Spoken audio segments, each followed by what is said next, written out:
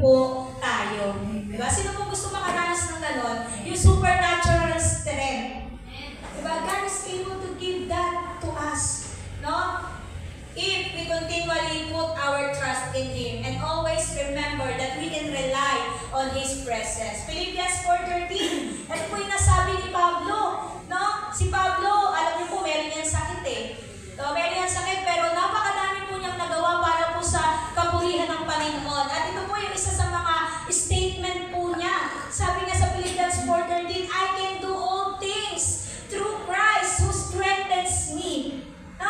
Yan po ay nagmula sa isang tao na hindi siya physically fit, pero meron siyang puso na handa maglingkod sa ating Panginoon. No? He is able to do all things. Hindi dahil sa lakas niya, hindi dahil sa kakayahan niya, hindi dahil sa resources na meron siya, but He is saying here that He can do all things through Jesus Christ who strengthens Him. So, ganoon din po sa atin mga kapatid, maaaring marami po tayong mga limitations sa buhay natin. Ngunit, kapag tayo po is nandig natin ang ating lakas, ang ating puso sa ating Panginoong Hesukristo, meron po tayong lakas na nagmumula po sa Kanya. At lahat po ay kaya po natin gawin, lahat po ay kaya natin pagtagumpayan para po sa Kanyang kapurihan. Amen. Praise God. God's strength is made perfect in our weakness.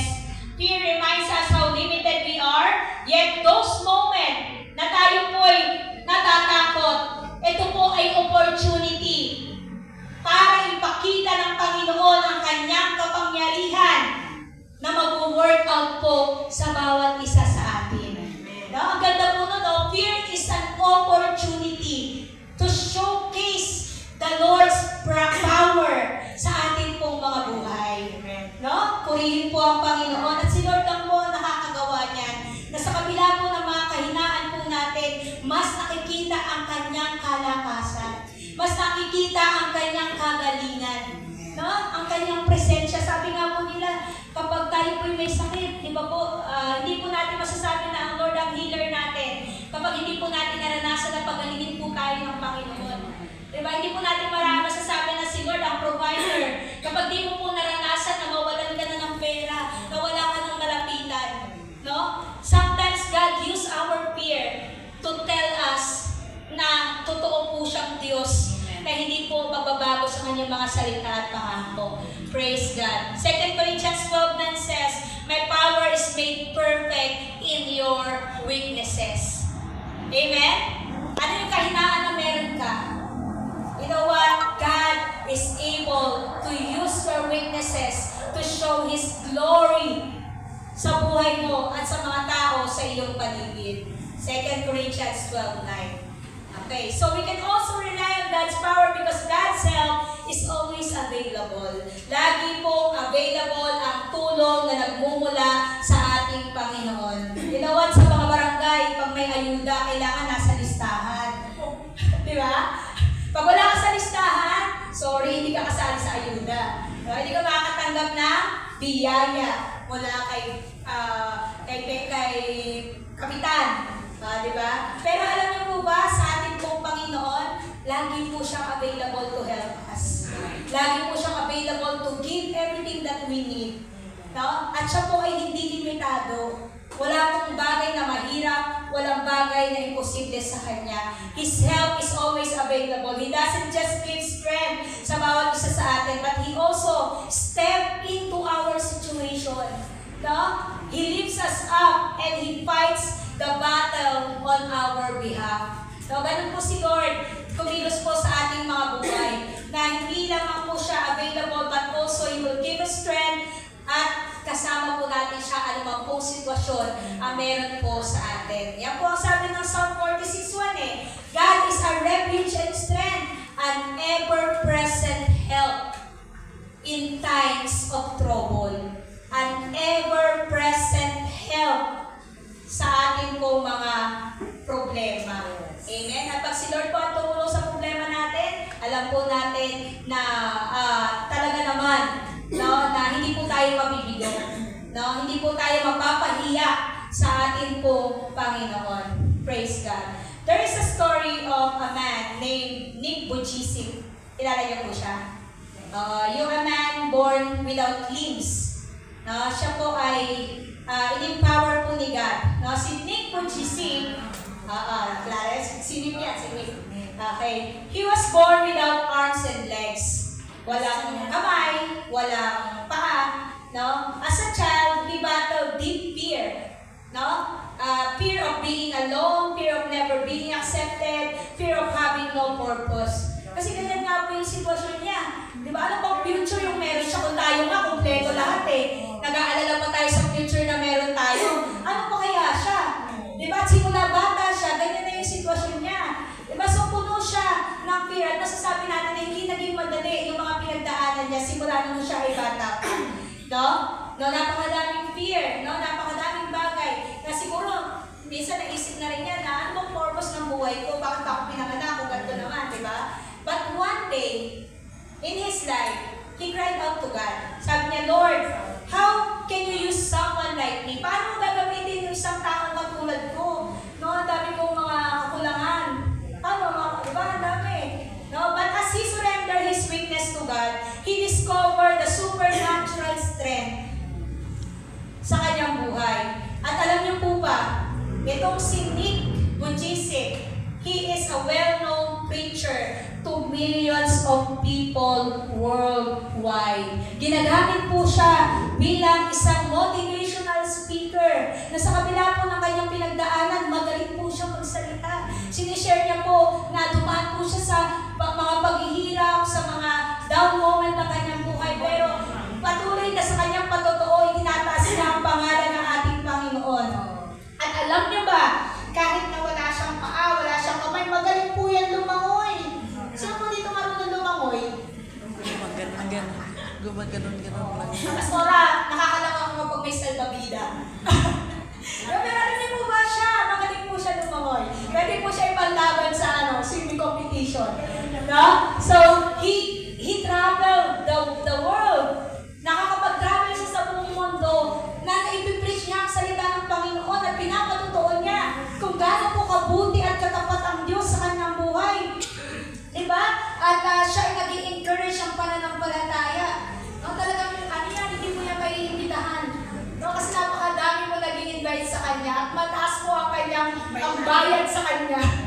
Okay? Siguro po nakabisita rin po siya sa Pilipinas, pero minimal lang din po. Kasi napakadami po talaga nag-i-invite sa kanya. And I-encourage nyo kapag may pagkakataon po kayo, habang nabag-browse po kayo, pakinggan nyo po yung mga patotoo niya. At talaga naman po nakaka-encourage. Lalo na kapag ikaw ay nasa punto ng buhay mo na napakadami mong self-pity. Ano ba yan kasi? Ganyan. Diba? So, yeah. Let us be encouraged sa life po ni Nick Vujicic. Ang lesson po na matututunan po natin dito, ito po muna pala. He says, when you can, ito sinabi niya po ito, when you can, kapag hindi mo kaya, God can. Kaya ni Lord. When you are weak, He is strong. Yan po ang ating stand din po mga kapatid. Hindi masama na maramdaman mong mahina ka dahil meron ka pong kalakasan na namumula sa Diyos. Hindi masama na you feel na hindi mo kaya dahil sa ganang tulong ng Panginoon, makakayanan mo. Makakayanan mo. Kaya mo yan. Sabi mo nga, kaya mo yan. Kaya. Ayan. So, lesson that we can learn. Fear disappear when you stop relying on yourself and start relying on God's unlimited power. Doon po nag-dissolve ang fear natin kapag natuto po tayo i-rely ang ating mga sarili sa kapangyarihan, sa walang limit na kapangyarihan po ng ating Panginoon. 2 Timothy chapter 1 verse 7 remind us, for God has not given us the spirit of fear, but of power, love, and a sound mind. Psalm 27 verse 1 says, the Lord is my light and my salvation, whom shall I fear? So for application, when fear comes, my brothers and sisters, you should pray immediately. Kapag nararamdaman mo na matatakot ka na, that's the very time na kailangan mong manalangin. Amen? Amen. And also, you can quote a Bible verse. Naalala ko po noong mga times ng pandemic, lahat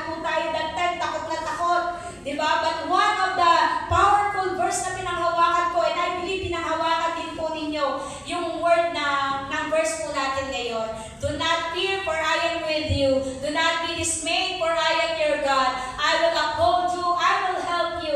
I will uphold you with my righteous right hand. And by that, talagang naramdaman ko po yung kapayapaan at kalakasan na nagmumula po sa Panginoon. And I believe you have that same story kung paano niyo po pinahawakan ang salita po ng Panginoon. So, you should quote a Bible verse. Kung gusto mo, Bible chapter, Psalm 23, di ba? 1 to 6, very powerful.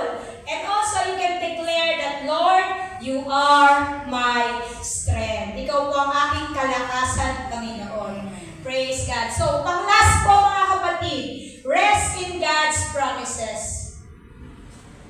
Okay?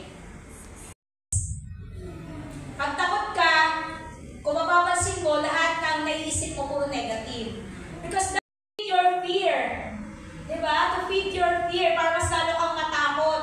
So, marami kasi nungalingan siyang ilalagay sa isipan mo para ikaw ay mas lalo matakot. But God's Word speaks truth. No? Sa kabilang banda, ang salita po ng Panginoon ay puno ng katotohanan. No? Naniniwala naman po tayo na lahat po ng salita ng Panginoon ay katotohanan. Amen. Amen. So, God's Word speaks the truth. His promise provides stability when our emotion become unstable. Yun po yung matibay nating mapangahawakan sa mga panahon na tayo po ay nasishake ng ating pong emosyon at mga bagay sa ating mga buhay. That's the only napatunayan na ng Panginoon ang kapangyarihan ng kanyang mga salita. Amen? So ano pa po bang aaluhin natin? Diba? Si Lord na yan. Diba? So next, standing on God's promises build unshakable faith. No? Kapag tayo po'y tumatayo sa katotohanan ng mga pangako ng Panginoon, it builds our faith to be unshaken. Hindi ka madaling nasishake ng mga problema. Hindi ka madaling nasishake ng mga kasinungalingan, deception ng kaaway.